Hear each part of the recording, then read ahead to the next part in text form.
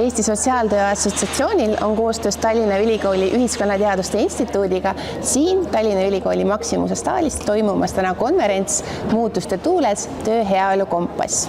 Tutvustame teile osalejate ja inimeste mõtteid. Tere, Signe! Tänane konverents Töö heaolu kompass Muutuste tuules. Mis on teie mõtted selle teemaga? No, minu mõtted eeskätt on seotud sellega, et ajad on tormilised ja on olnud juba pikemat aega. Ja see vaieldamatult mõjutab kõiki inimesi.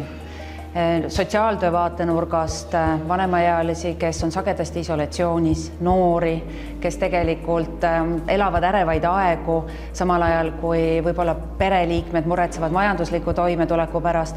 Ehk seda ärevust on ühiskonnas hästi palju ja seda enam on oluline, et me märkame inimesi, me märkame üksteist ja me täiesti teadlikult tegeleme iseenda heaoluga, vaimse tervisega, füüsilise tervisega, mis on ju üks tervik lõppkokkuvõttes ja lõppeks tänane konverents räägib ju ka töökeskkonnast, sest tööl me oleme suure osa oma ärkveloleku ajast ja see keskkond peab toetama nii meie enesearengut, tagama turvalisuse, et ei oleks ka selliseid pingeid kolleegide ja ülemustega, aga mis veelgi olulisem, tagama siis kooskõla töö ja pereelu ühitamiseks. Nii, et ka tükike eraelu sinna veel ära mahuks. Täna on juhtumisi ka rahvusvaheline meestepäev.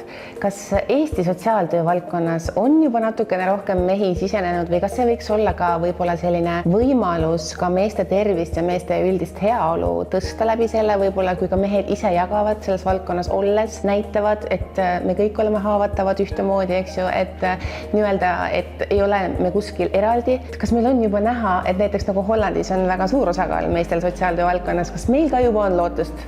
No meil on sotsiaaltöö valdkonnas tublisid mehi, väga tublisid mehi ja väga erinevates valdkondades, asendushooldus, lastekaitse, samamoodi hooldekodudes ja mitte ainult juhtide koha peal, vaid tegelikult ka päris seda hooldajatööd tegemas. Sotsiaaltöö on millegipärast Eestis tõepoolest väga naise nägu, nii nagu hooldus või kodutööd üleüldse, et ma arvan, et see on soorollide küsimus suuresti, mis meie ühiskonnas tasapisi muutub ja mehi me ootame sotsiaalvaldkonda alati juurde. Kusjuures, kui me vaatame tudengeid, loomulikult on naiste ülekaal, aga seal me näeme siiski järjest enam ka mehi ja ma väga loodan, et nad jõuavad ja jäävad siis ka sotsiaaltöö valdkonda tööle. Kas sotsiaaltöös võiks toimida selline variant, nagu aastaid tagasi tehti Noored kooli programmi raames?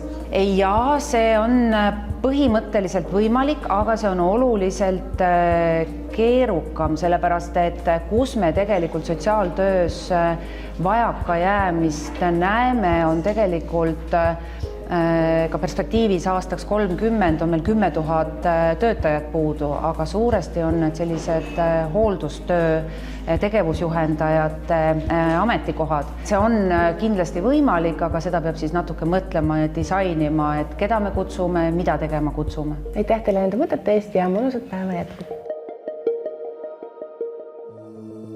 Tere, Riina! Tere! Rõõm taas kord kohtuda. Kuidas teie mõtted olid tänase teemaga töö heaolu muutuskompass? Kuidas tundub, mis meil täna toimub? Minu jaoks on väga huvitav see arutelu, et nii nagu siin kaalusime, et kes vastutab. Et jah, inimene ise vastutab oma tervise eest, täiesti nõus, aga seda ei ole võimalik tegelikult üksi teha. Keskkond peab toetama seda, et need tingimused, milles ma elan, aitavad mul terve püsida ja et kui on abi vaja, siis see abi on olemas. Täpselt samamoodi on selle töö nagu enesehoiu ja töö heaoluga ka. Et muidugi ma ise vastutan. Ma ju tean, et ülekoormus on halb ja nõu tuleb küsida ja kolleegilt saab tuge, kõik see. Aga sellest ei piisa. Oma roll on tööandjal, aga me olime siin kohal Signe Riisalo, Helmen Kütt, Merike Sisask, sest tegelikult on laiemat tuge veel vaja. Ma just hiljagu kuulasin ka ühte saadet selle kohta, kus jagati ühte sellist kutsehaiguste juhtumit, et seal tegelikult tööandja oli väga avatud, väga abivalmis, aga kõik juhtus pärast. ehk siis kuidas me saaksime oma inimesed ükskõik millises valdkonnas tegelikult, sealhulgas sotsiaalvaldkonnas, nii kaugele, et me julgeksime olla avatud ja jagada seda, et kas meil on midagi, mida saaks paremini või kas meil on mingid kitsaskohad töökeskkonnas või läbipõlemine, stress, mis iganes. Kuidas me saame oma inimesed nii kaugele, kes on alati nii püüdlikud, kohusetundlikud. Eestlane on ikkagi väga hea tööloom. Eestlane on väga hea tööloom ja ega nii see abi küsimine või läbikukkumine, et need on meil inimesena keerulised ja Eestis kuidagi eriti keerulised. Et tagantjärgi on kõik targad, aga kui keegi abi küsib, et siis võib küll, et oi, aga miks sa siis hakkama ei saa või mis sul siis mure on või kas sa oled kuidagi nõrgem. Et selline üldine suhtumine, nii nagu vaimse tervise probleemide puhul oli väga pikalt stigma, minu meelest COVID muutis seda, kui me hakkasime noorte isoleeritusest ja sellest tingitud ärevusest ja depressioonist rääkima. Ja nüüd seda, et töökeskkonnas samamoodi, et tegelikult hästi töötav kolleeg on see, kes teab ka oma piire, kes suudab abi küsida, kes suudab seda toetavat õlga pakkuda. Et seda ei saa seadusega kahjuks kehtestada, see on pikk protsess, tuleb aja jooksul, mitte üleöö, aga mul on tunne, et me liigume õiges suunas. Väga palju on olnud viimasel ajal selliseid erialatöötajate vahelisi arutelusid just nendel teemadel, et läbipõlemine, et oleks võimalik seda väga olulist tööd ühiskonnas teha ja oma rolli võimalikult hästi täita. Kuidas kõrgemal tasandil kogemus on, kas minister tunneb ära, kui teine minister vajaks seda toetavat õlga või tähelepanekut või kas see on tavapärane või inimesed on avatud küsima seda, et kuule, et sul on päris pingeline aeg olnud või sa oled leheveergudele päris palju jäänud, et kas sul on hästi?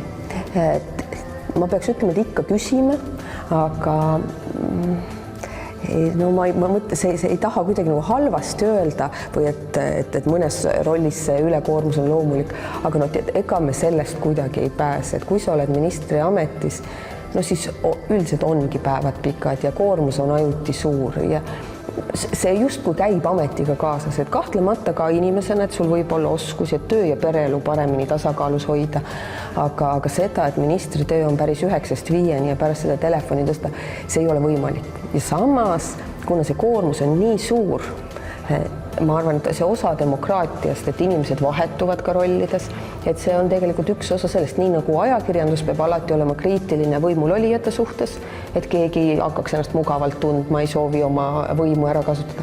Ega ministri ametis samamoodi, et see, et kui sa oled ikkagi paar aastat jubeda tempoga pannud, siis ma näen, et on päris kergendus, kui saab mahaminek ja sa saad võtta mingisuguse teise rolli, nii et ma päris igapäevaselt sotsiaaltööd tegevate inimestega võrdlust ei too, kuigi kahtlemata sellised enesehoiuoskused on igas ametis vajalikud. Aitäh nende mõtete eest, mõnusat päeva. Tere Helmen, rõõm näha. Tere ja rõõm on siin majas olla. See maja on ju teile tuttav, kuidas moodi? No see on minu koduülikool ja ei ole paremat kohta tervituseks sama ala õppijatele kui oma koduülikool.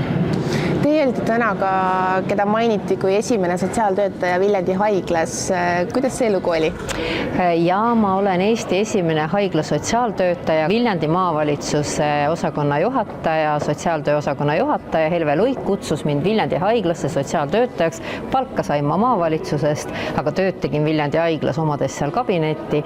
Et ma alati imetlen, et kui vara ta tunnetas ette, et haiglatesse tekivad lausa sotsiaalüksused ja sotsiaaltöötajad. Mis suunda teie kompass täna selle üritusel näitab või teie valdkonnas suunas, et mis mõtted on või mis teie kõnes kõlama jäi? Kõigepealt ma rõhutasin seda, et teinekord abi paluda ei ole mitte nõrkus, vaid tugevus.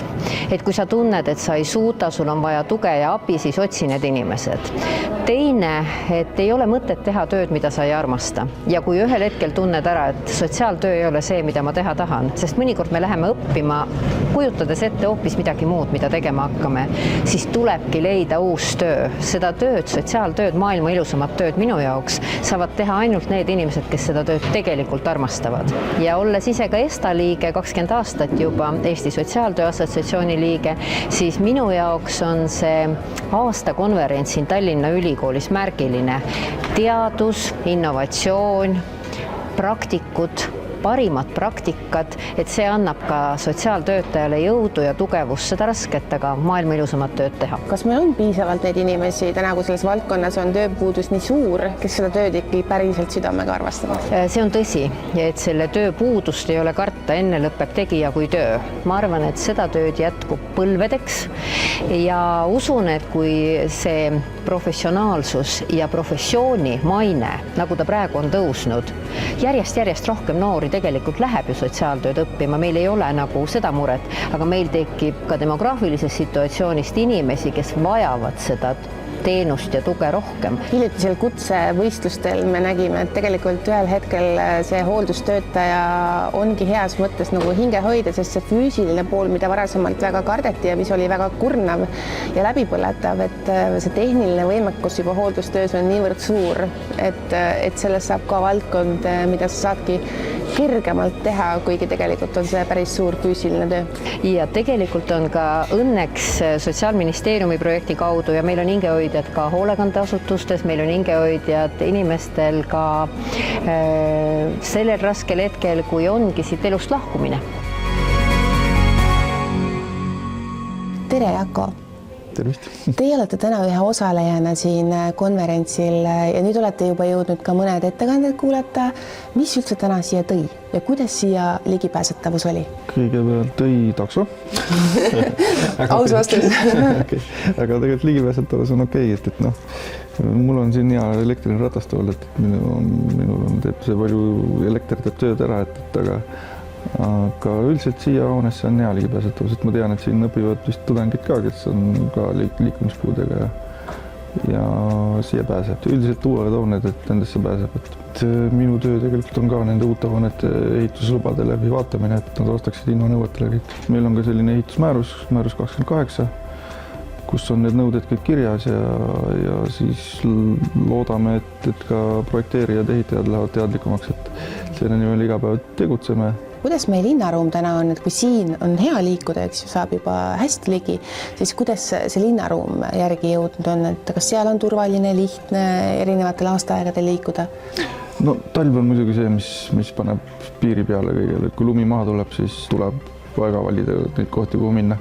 Aga üldiselt uued kohad siin, võtame näiteks uuemad kvartalid, seal reiditeed ja need, selle nimel tuleb päris palju selgitustöötajat, et siin kahjuks kõik projekteerijad ei taha veel sellega arvestada. Kuidas tänane konverents on juba mingeid mõtteid toonud selliseid, mida siit kaasa võtta? Tore ja vajalik üritus, et eks need igapäevatööd on kõigil. Pole vist inimest sotsiaalvaldkonnas, kes ütleks, et neil on vähe tööd või ei ole ülekoormus. Et juba see, et siin inimesed kokku saavad omavahel ja arutavad neid asju ja viivad enda töö juurde kaasa teadmised, et ma arvan, see on väga vajalik. Aga ma tänan teid teile mõtete eest ja mõnusat see konverentsi jätku. No nii, meiega on taaskord siin tänased päevakangelased. Kuidas see koostöö mõte teil siin sündis? Alustame siit kohe algusest. Koostöö alguse sai tegelikult oligi, et Tallinna Ülikool oli meie üks projektipartneritest ja nii nad meile partneriks said. Jah, suur tänu ka minu poolt Tallinna Ülikoolile ja nii väärtusliku ja nii toreda teema käsitlemise eest, mida sotsiaalvaldkonnas väga palju tuleb ette, see enda vaimse tervise hoidmise teema hästi oluline ja see uuring, mis nad läbi viisid, ma usun, et see annab väga palju tagasisidet ka omavalitsusjuhtidele, et ma siin juba nii-öelda tagatubades kuulsin, kus inimesed on sellest uuringust väga huvitatud ja tahavad oma tööandjatele seda lugeda anda, nii et ma usun, et see teema läheb edasi. Aitäh. Minu poolt ka tegelikult siiras tänu selle konverentsi läbiviijale ehk siis tegelikkuses ülikoolile ja teema muutuste tuules, et selle üle me vaidlesime päris tükk aega enne, kui see pealkiri paika sai, et mis on see, mis inimesi praegu kõnetab ja ilmselt see muutused on just see sõna, mis tegelikult täna inimest hästi palju kõnetab, on see siis tööalane muutus või on see mingi muu isikliku elu muutus või on see ühiskonna muutus, et ja milline see kompass siis nüüd olema peab, kui need tuuled puhuvad väga erinevatest suundadest, et natukene näitas seda siis ka see uuring, mille ülikool läbi viinud on ja mis nüüd kohe saab kõigile kättesaadavaks, et mis suunas siis peaksid mõtlema tööandjad mis suunas peaksid mõtlema need, kes endale tulevast ametit valivad või need, kes juba töötavad ja mõtlevad mingisugust kannapööret tegema hakata. Muidugi väga huvitav oli ka see videosilla vahendusel ettekanne, asi, millele me igapäevaelus päriselt aega ei pühenda, ehk on see emotsioonide juhtimine, emotsioonidega toime tulemine ja üldse, mis emotsionaalne mina olema peab. Igal juhul väga palju uusi teadmisi on juba siiamaani olnud, et ma loodan, et samas tempos jätkub ka. Päev on veel pikk ja siin on veel mida oodata. Mind ka väga kõnetas just ka ministri mõte, et see iseenda vastutuse tagasivõtmine, et see pall võtta uuesti enda kätte ja mõelda, et kuidas ma ise saan hoida seda, et mul oleks nii tööelus kui isiklikus elus, et see balanss oleks paigas. Tallinna Ülikooli poolt oli siis see ESTA-ga koostöös esimene kokkupuude või on teil varasemalt ka juba neid olnud? Tegelikult ei ole see esimene kokkupuude üldsegi mitte, sellepärast et me oleme ju kogu aeg koostööd teinud, aga võib-olla konverentsi korralduse mõttes on see esimene selline suurem konverents, et meil on ju, meie kolleegid on ju kutse andmisel abiks, me oleme ikka teinud erinevaid seminare, meil on liikmeid, et tegelikult me oleme koostööd teinud, aga see mõte ka, et miks haakuda strateegilisse partnerlusse oli just sellepärast, et tugevdada koostööd, et kes siis veel mitte kui erialaorganisatsioon ja ülikool. See uuring oli just see, mis pani osaliselt selle aluse, et miks selline teema. Et kõik ootavad, et keegi kuskilt aitab, toetab ja tegelikult on võimalik teha ka ise midagi enda jaoks ära ja kuidas ellu jääda täna ja siin ja kohe. Et see on see teema, miks me siis mõtlesime, et ei ole vaja, kuigi ülikool on akadeemiline asutus, siin on teadus ja kõik see pool, aga et praktik vajab sellist lihtsaid tehnikaid, meetodeid, kuidas ma täna ellu jään ja kuidas ma ise ennast aitan. Võib-olla ka see mõtteviis, et mul on okei ja õigus ka heaolule. Et ma ei pea ainult mõtlema teiste peale, et mina ise olen ka oluline. Sotsiaalvaldkonna inimestel peab ka see enda tuulepark olema, et kui need tuuled nii muutlikud on, et eks tänased neid mõtteid siin kokku koondatakse, inimesi tõesti oli osalejatena hästi palju. Mida siis praegu selle valdkonna tuuled puhuvad? See strateegilise partnerluse projekt küll lõpeb sellel aastal meil ära ja selle projekti raames tuleb meil siis eetikateemaline seminar ja meil on tulemas ka detsembris AI ja sotsiaaltöö teemaline teoreetik-praktik seminar. See on selle partnerluse raames sellel aastal, mis järgmine aasta toob seda projekti. Me alles kirjutame kokku, aga ma usun, et tegevused jätkuvad sama hoogsalt. Ma siis keksin natuke meie selliste teemapäevade, konverentside, seminaridega edasi, et ESTA-l on hästi tugevalt esindatud ka kutsete teema ja selle aasta lõpus veel detsembris me Tallinnas tegelikult teeme enda hindamise kutsekomisjoni liikmetele juba 3. aastat järjest sellist seminari ja uuel aastal tegelikult uus projekt selle kutsete osas võiks veel jõudsamalt siis edasi minna. Et järgmisel aastal ESTA kutsete temaatika näitab ka kõvasti suunda siis. Et oleme ka siis muutuste tuules järgmisel aastal kutsetega ka. Aitäh kõigile korraldajatele, Tallinna Ülikoolile ja ESTA projektijuhile ja nõunikule ja juhatuse liikmetele. Lisaks, nagu me teame, siis ESTA-l on ju alati ka aastas korra tunnustusüritus. Kohe avame selle ja kategooriad saab olema 14 ja jaanuari lõpuni saab neid esitada, nii et kasutage aktiivset võimalust, märgake inimesi oma ümber, kolleege, tööandjaid, alluvaid, sõpru, tuttavaid, keda iganes. Et ma usun, et kui tahate kedagi tunnustada, siis mingi kategooria kindlasti selle jaoks leiate ja et teda hea sõnaga meeles pidada. Ja tunnustusüritus on siis järgmise aasta märtsikuus, et aktiivselt kirjutama ja märkama. Aitäh. Siis igapäevaselt saab igaüks meist oma enda ümber märgata inimesi ja neid tunnustada, nii et see on meil alati võimalus. Suur tänu teile selle päeva ja konverentsi korraldamise eest ja nagu me siin enne ka omavahel rääkisime, siis kui Tervisetasku vist võiks anda selle töömesilase tiitlit sellel aastal, siis ESTA on selle küll väga suure auga välja teeninud. Nii et jääme ootama uute kohtumisteni teiega, on alati rõõm näha. Aitäh teile!